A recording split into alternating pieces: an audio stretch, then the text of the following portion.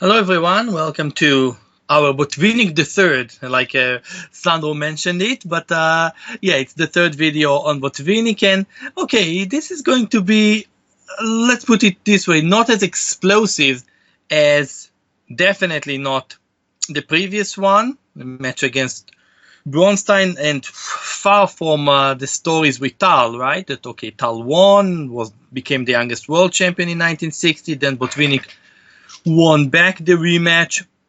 Basically, we have the stories of Smyslov in 1957 and 1958. Botvinnik, as we mentioned, didn't play that many tournaments. Nothing was, winning endless amount of tournaments, and even his performance in some tournaments during this era wasn't that amazing. He lost to Smyslov in 1957. Okay, we will keep that one for Smyslov.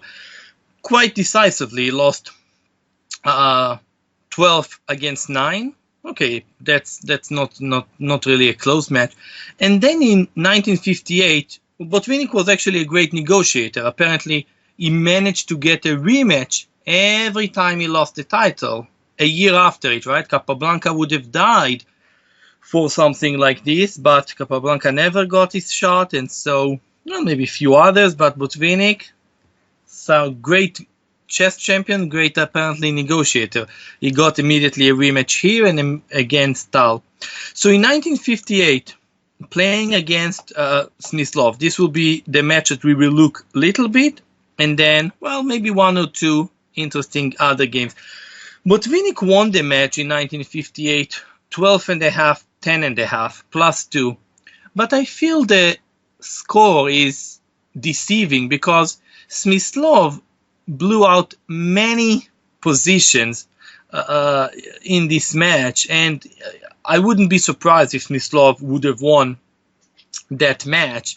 Absolutely not. We will look quite quickly at some important big moments. The games themselves, well, it's like two amazingly powerful positional player, endgame players.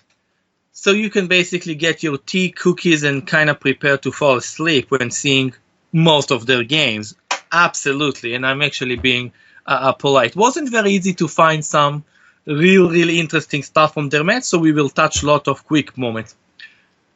Despite their style, the match did start with a big explosive stuff. Botvinnik won the first 3 games, like the challenger, playing against world champion Smyslov, and Botvinnik won the first 3 games. That's quite a powerful start.